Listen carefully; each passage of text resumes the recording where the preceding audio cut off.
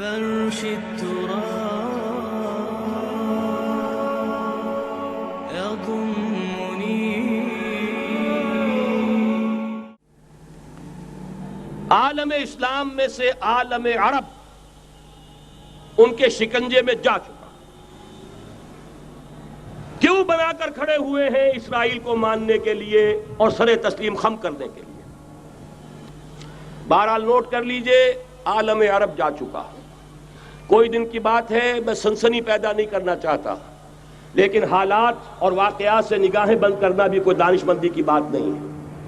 یہ ایودھیا کی مسجد شہید کی گئی، ابھی یہ ایک بہت بڑا مزار جو ہے شہید کیا گیا، اور اس کے ساتھ کئی مسجدیں شہید کی گئی.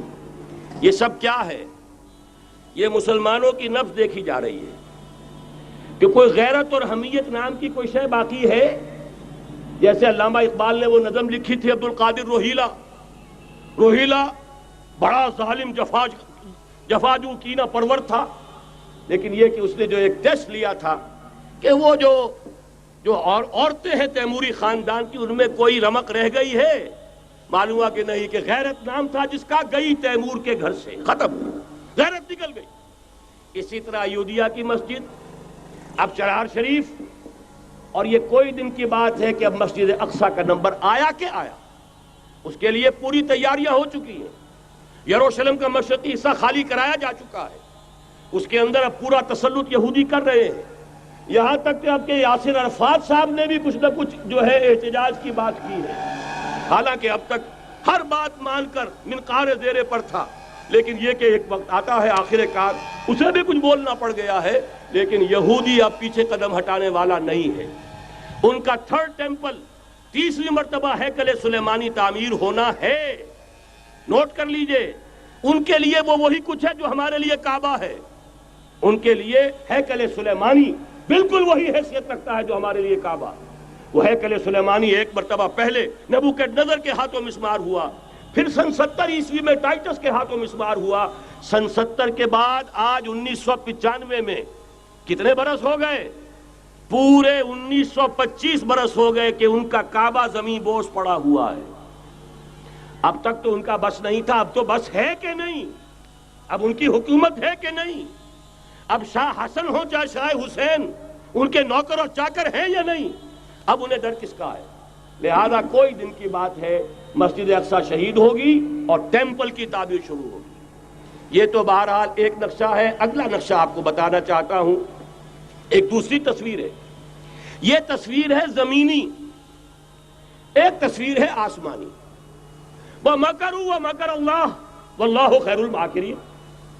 انہوں نے اپنی سی تدبیریں کی، اللہ نے اپنی تدبیر کی، اور ظاہر بات ہے اللہ کی تدبیر سے بہتر تدبیر کس کی ہوگی؟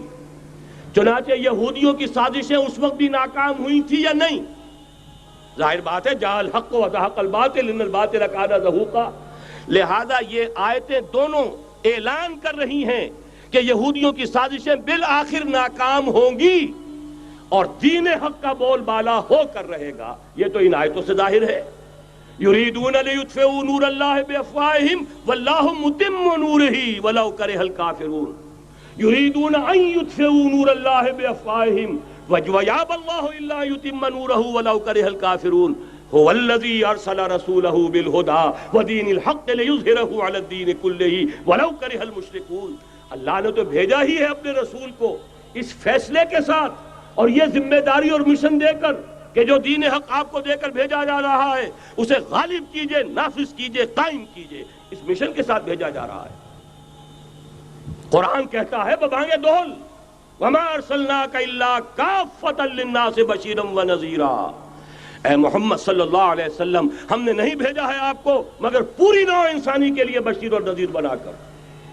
تو جان لیجئے کہ یہ مقصد بعثت محمدی صلی اللہ علیہ وسلم بتمام و کمال اس وقت پورا ہوگا جب کل عالم انسانیت پر، کل روح ارضی پر اللہ کا دین اسی طرح غالب ہو جائے گا جس طرح کہ محمد رسول اللہ والذین معہ صلی اللہ علیہ وسلم ورضی اللہ تعالی عنہم اجمعین، ان کے ہاتھوں سے، ان کے ایثار سے، ان کی قربانیوں سے، جن کا نقشہ آپ کے سامنے مولانا کھینچ چکے ہیں، ان کی احسار، ان کی قربانیاں، ان کی محنت، ان کی جفاکشی، ان کی سرفروشی، ان کے جان تن من دھن لگا دینے کے نتیجے میں جیسے اس وقت غالب ہوا تھا، کل روئے ارضی پر غالب ہوگا، تب کہیں جا کر مقصد بعثت محمدی مکمل ہوگا۔